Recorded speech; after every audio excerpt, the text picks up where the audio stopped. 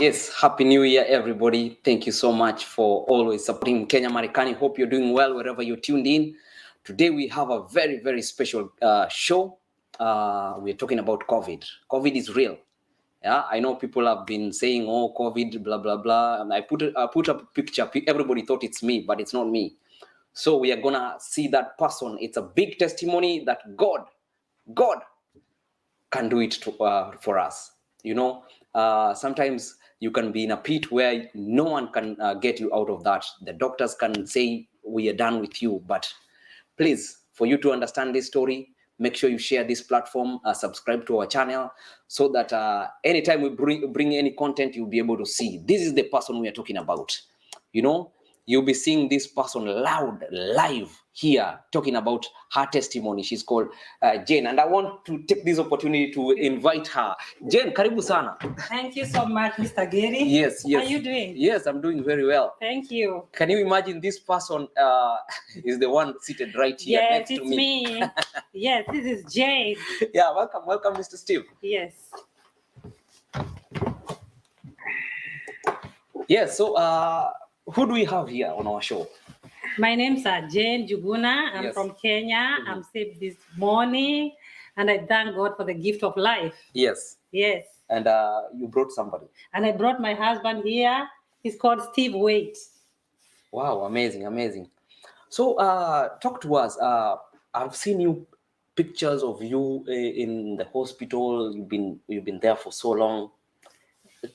Tell us a little bit about that story. I got COVID on September 5th. And when I got COVID, I didn't know it was COVID because I was like, it is a cold. Mm-hmm. And I was sleeping the whole time at home. I didn't go to work that day. So even I was given a shift for the following day. But how I was feeling, I was like, I am not right. I was coughing and I was blowing my nose, but I thought it was just a flu. So I lied in bed, but the following day it was worse. And when it became worse, I decided, okay, maybe I can go to the hospital to have them check me out what is going on, because I was not feeling really good. But when I went to the hospital, the nurse told me, it looks like just a flu, but I can do a COVID test. I said, okay, go ahead. She did me a COVID test. When she did me a COVID test, the following day, it turned out to be, they called me and they said it was positive. I was so scared. They said it was positive. Oh my gosh. I took my phone, called my husband at work. I said, they said I'm positive. So my husband came from out of work and he went to get a COVID test. But luckily he didn't have a COVID. The following day, that was 5, 6, 7. I was worse. My breathing became so bad. It was 82 because I checked with that thing for the finger. It was 82, and I told my husband, we better go back to the hospital because I'm not breathing right. He took me to the hospital. When he took me to the hospital, they did me an X-ray, they did me everything, but they didn't put me oxygen. I went back home. They said the oxygen is coming back normal. I went back home. When I went back home again, that night, I couldn't sleep. I told Steve again, take me back to the hospital. He took me back to the hospital like 2 times. And they put me on oxygen. That was the following day. I think I slept. It was on 9th. That night, I went back to Elma Hospital and they put me on oxygen. And when they put me on oxygen, they said they have to transfer me now to a bigger hospital because I was becoming worse. I couldn't breathe. They put me oxygen.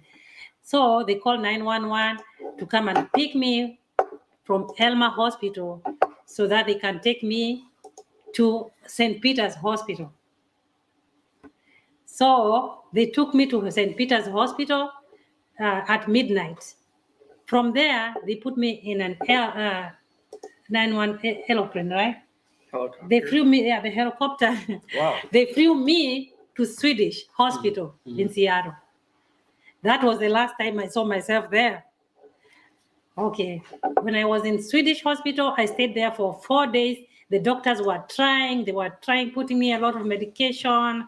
They put me IV, oxygen. They tried for about 5 days. But the doctor one time came, stood next to me and said, I think we are done. We have to put you on a vet. I was like, what is a vet? I didn't know what is a vet. So they put me in a vet. After they told me lie down. After that, that's when I was my last time to see the nurses all over me. They put me on a vet. After that, when they put me on a vet, I slept. I didn't know where I was, but after 10 days again, the doctor removed me from the vet. After coming out of the vet again, he said, I'm not fine. I have all over pneumonia on me, on my lungs, they're full of water. So they told me, we have to take you back in a vet. I'm like, gosh. They took me back again for 20 days. That was when I was in ICU in a coma for the longest time. I stayed there for 20 days. Wow. And those 20 days, the doctors came, told my husband, they called my husband and said, I'm about to die. So I've only 24 to 48 hours to live. Mm. And I think from there, my husband can give out the testimony of what happened. Yes. Welcome so much, Steve. This is mkenyamarekanitv. Yes, my name's Steve, and yes, I had received a phone call from the doctor at Swedish on September 27th on a Monday morning. I was at work, and they wanted me to come into the hospital with her family and go over some other options. And I had asked the doctor, what do you mean other options? And the doctor had said to me, well, why don't we just talk about it when you get here? So naturally, I'm nervous and scared. And Yeah. So I call her family up, her sister and her niece and Pastor Stephen. We go to Swedish hospital, and I get there a little bit before them. And the doctor has me in the room and was trying to explain to me that he believed that that my wife was dying, and that they were only going to give her 24 to 48 hours to live. So we met with, I had her sister and her family with me, and we was in a room, and we talked to the doctor about it, and they asked, basically asked me, what do I want to do? I said, well, there is no other option but to keep her alive, So that's what we did. I'd asked the doctors to just keep doing what they're doing. I said, she will make it. I said, she's not going to die. She will make it. And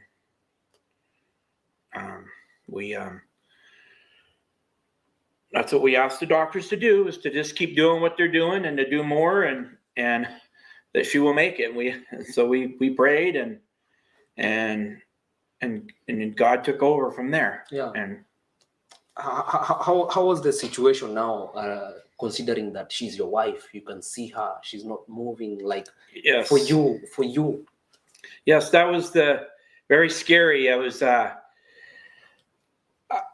I really didn't know how to take this, but the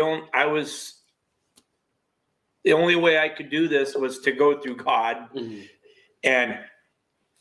or else I wouldn't have been able to do this. This is a hard thing, seeing your spouse, laying there in a coma, and then telling me that she's not going to live, and so that's where I had to have faith in a higher power, and that was God, and he took care of her, and wow. we prayed. And yes, there were so many prayers all over the world, everywhere, in Kenya, here, our families.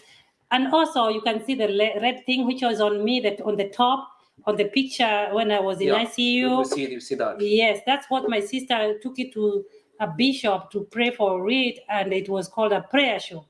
So every time they told the doctors to put that prayer show on me, every time they make the bed, they have to put the prayer show on, because it was prayed for. And the woman said, the pastor, woman of God said, I'll be healed. So after 20 days in the vet, When the doctors told my husband I'm going to die in 24 to 48 hours, the following day, all the vitals started coming back. Wow. They started coming back. They started. So the doctors were amazed. The whole floor, the nurses, they were all amazed. And the doctor said, we can remove her the vet. They removed me the trachea out of the ICU. They put something here on the neck. It's called a trachea. So when they removed me, I woke up after maybe a day or two. I woke up. They were amazed. They saw me waking up. I woke up completely. And the doctors, they couldn't believe it. They even called my husband to say sorry for what he had told him. Wow. Yes. Wow. And then after that, when I woke up, the only thing I had a problem with is now I could talk. I didn't know what they have done to my throat. Yeah. Because I didn't know what was going on. I've been lying for the whole time, but I didn't know where I was. But I think I was near the door to heaven because God said, go back. And I went back. Yeah, because he could hear my husband making a lot of noise with the doctors. No, she gonna live. There's somebody else who is stronger than you guys, and that is God, who has more power, and that is God. So the doctors were like, they were stranded. They don't know what to do. Somebody's like preaching to them. Yes, there's somebody's more powerful than you guys. Wow. So she's gonna make it. She's just resting. She's sleeping. She'll wake up. That's what my husband said. Wow. And even he had a lot of faith because he said, take this charger and take this phone. When she wakes up, she'll call me. At that time, I was in a coma. Yes. Yes, she had a lot of faith. She had faith in the Lord. Wow. Yes, that's what he said. So, Steve, during this period, your faith in God also increased. Yes, it did. And, now today is, I have a lot more faith now than I ever had. And, sometimes you just got to be patient and then, let him take over, and it's in his time, and it will work out. You just got to be patient and, let him take over. But it was a long battle, and now she's recovering. She's been in some therapy and getting all her strength back, and she's just started to drive. Wow! So it's amazing.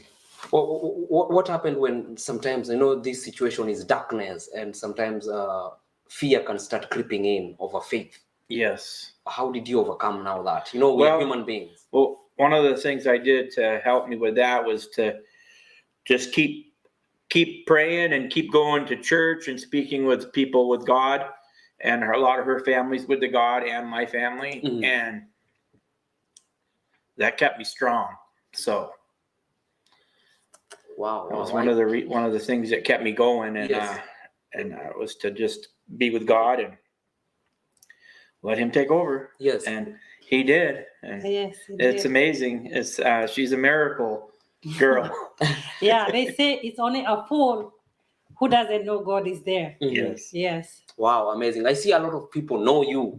Jane, you had told a whole multitude that you're gonna be here. Yes, I told them, all my friends, you should be tell on this thing because they know me and they have known what I've gone through. Yes. They know about it. Yes. Because this is a miracle. And God is a miracle worker. I see He did it. I see 𝐷 says say hi to them. Yes, this is my friend. I see Modoni Alice. Hi Jane, you are a fighter. I am a testimony. Yes. I want people to know. Yeah. Yes. And Modoni Alice also says our God is a miracle worker. Yes. Amazing. Yes. So talk to us now. When you came out of that situation, you had to, in your time for recuperation, you had to learn how to do stuff again. Yes, I'm telling you, I couldn't even talk. Yeah. Because the trachea, they cut it off. And I didn't know it was cut off. So when they put it back, before I could even talk to the nurses about, I was calling them like this because I don't know what to do. I'm like, I was so mad. Yeah. Even one time I remember the doctor said, does she ever laugh? He asked Steve if I ever smile. Wow. I'm like, what is he talking about? I can smile, but I'm just mad because I can't talk. Yes. I used to tell them to give me a paper and a pen to be able to write something what I want to say. Yeah. It is so hard I pity people who don't talk, who are deaf and dumb, because you don't know what to say. I try to it was so hard for me. So after that, I can remember they took back the trachea.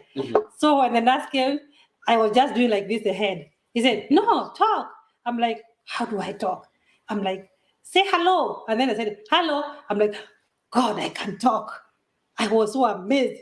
Even getting that voice, I said, God, you are amazing. Oh, God, you are just a miracle. God, you do things which people cannot explain. Because now I can talk.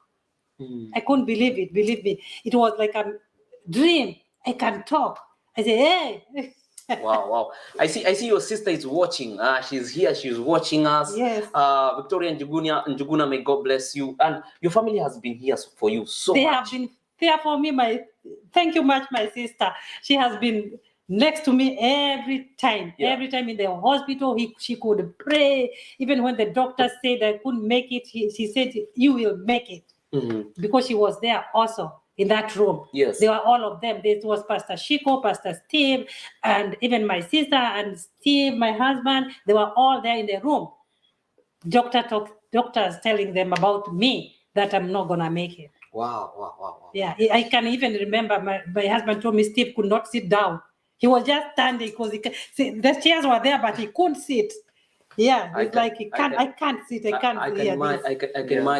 I can imagine. Yes. And I'm trying to think about people, especially here in the US, who are here without their family. Yeah. How devastating that can be.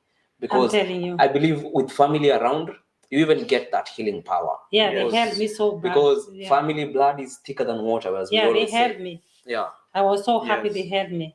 They have been praying for me. They had sending prayers to friends and everybody in Kenya to pray for me, and that's why God heard our prayers. Wow, amazing. He heard our prayers. And now getting back into, are you now back into a normal? Yes. After I didn't tell you, after when I was in the hospital, they started to tell me to walk. I couldn't walk. The PT lady told me, wake up and walk. I couldn't walk because even my legs were so heavy because of laying in bed, because I was in the hospital for about 3 months. Yeah. So I've been laying in bed throughout. You can imagine somebody telling you to walk. It was like, what is she talking about? I can't be able to walk. I felt like crying. So I had to be put in a wheelchair. Right? Yeah. So after that, I started doing exercise in the hospital for 2-3 days. And then when they took me to the recovery room, I was doing fine because I was doing PT a little bit at a time. Not too good, but I was trying until I was told now I'm being discharged. And I was discharged. So could you talk a little bit about precautions now so that we teach people how not to get yourself into maybe COVID? There's a lot of regulations nowadays. Yeah, people should avoid gatherings. People should wear masks. People should sanitize and wait for God to do the rest. Yes. Yeah. What about maybe the Kenyan community? Because sometimes we talk about vaccine and maybe not everybody is vaccinated. I would love. Did you? I believe you got all your shots. Yes, now. Before I got COVID, I had my shots. Yeah. I'm just waiting for a booster for the doctor to go ahead because I just came out from the other day from the hospital. It had been 2 months. I have to get stronger so that I get a booster. Yeah. So I would love this Kenyan community to make sure they are vaccinated. Yes. Yeah. Mr. Steve, what can you advise people out there who maybe think COVID is not real? Yes, I just wanted to tell you that it is real. And when you have your spouse lying there beside you, in a coma, it really hits home, and that it is real, and that you can die. A lot of people have died from this, and by the grace of God, she's still alive here today. And but I just want to say it is real. And I mean, we both got our shots, and we just wear masks, and we try to stay safe, and try not to get in too big gatherings. But I just want to say that it's been a long battle, and I stood by her the whole time, and here she is today. Wow. It's a miracle. Amazing. Some men give up. Yes. And they're like, no, I'm not dealing with this anymore. Yes. I'm So glad he never gave up. What is the power that kept you going? I just got to say the power that kept me going was God, and you know, it's amazing. He can do anything. You know, now I believe he can do anything. You know, he saved her from, you know, after the doctors telling me she wasn't going to make it. And, you know, and I do know a lot of people that did not make it. And so for her to make it was amazing what God can do when with prayer. And so. What was your reaction like when now you heard the news that now she's able to move, because she was not not talking, doing anything for all those days? Well, you know, I was at the hospital about 3 days a week for the 70 days she was in there. I was driving up to Seattle 3 days a week to be by her side and look at all them vitals, and every day she just got better and better. And so I was there for when she was waking up, you know, and you know, her eyes would be open, you know, and it's like, and he could tell me, "Wake up, baby, wake up! It's already, we are already up. Wake up!" Wow. So yeah, it was amazing.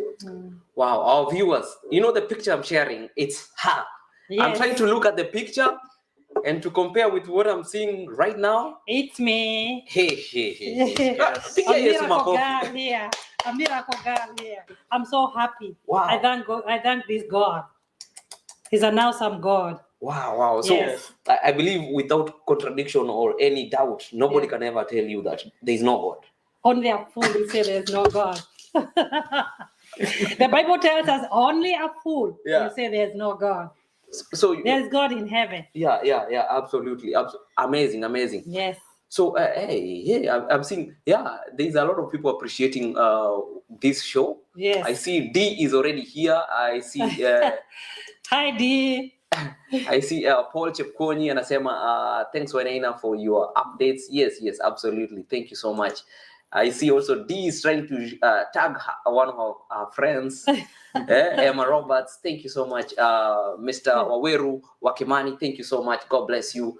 Leah, the dream chaser, she's saying God is able. God is an able God. Yes. Absolutely. Wow. Let me see some of the comments here. He woke me like Lazarus. Yes.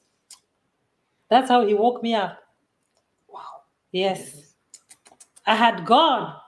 For sure I had gone. Ulikuwa umegonga milango za mbinguni. Yes. I knocked on the door and God said, "Who are those making noise out there outside?" It's Jane. No, take her back. No, take her back. She's not yet ready. Wow. And I woke up. Yes. Our God. And I woke up like somebody who was just in sleep. Yeah. I had no problem. I just woke up. I just tried to see the nurses all over me. I was just waking up like normal. Wow. Yes. Wow. Amazing. So amazing. So Steve, how do you feel like now when you can see Jane, she's happy, back to her normal self. I see her dancing here and there.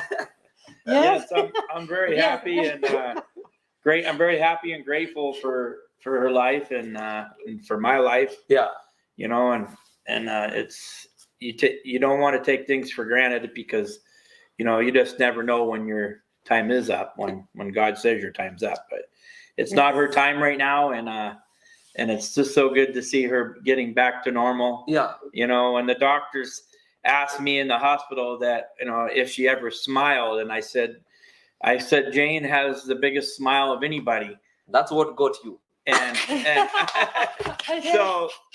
so yes, she does smile. I go, she's just not very happy because she's sick and she can't talk and she just wants to get better. And so yeah.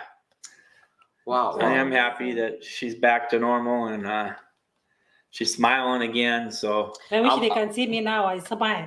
I better go to that hospital and show them my smile. Yeah, because they said, does she have a smile? Yeah. Wow. So by the way, I'm privileged because I emceed in your wedding.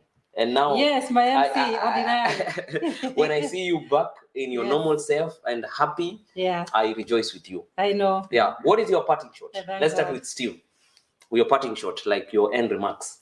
Well, I want to say that I want to thank God for everything first, for what He's done, and just tell everybody to try to stay safe, and believe this is real. This COVID is real.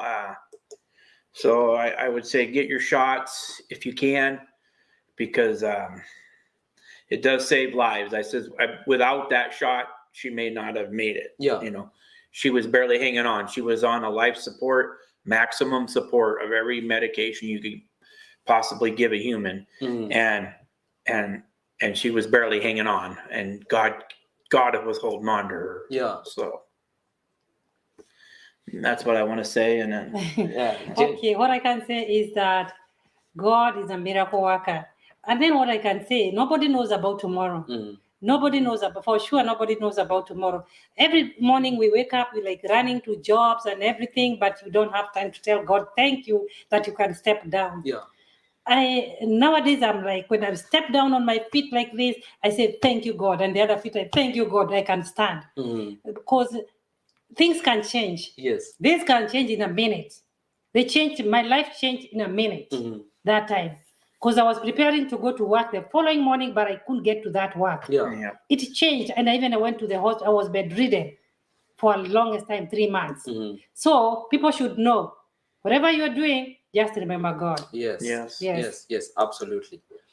With that, I don't have anything else to add. Yes. You are a walking miracle. Yes. May God bless you, and let's keep teaching and educating our community. Yes. Because if they see somebody like you, now they realize we really have to take care of ourselves. Yes, I'm going to say this every time. I'm going to make a testimony every day. Yes. I'm not going to get tired. Yes. Wow. Thank you so much, all our viewers. I believe you've really been motivated by seeing the pictures we were showing you and what is here. God can move mountains, you know. So let's keep supporting mkenyamarekanitv. This interview is going to be there. You can share it to your friends. Some of the people cannot believe that COVID is not there. You can share to them. And also take care, take precaution, wear your mask, sanitize. And if you don't have to go to an event, don't go. Okay. God bless you, and see you next time. May you have a prosperous new year.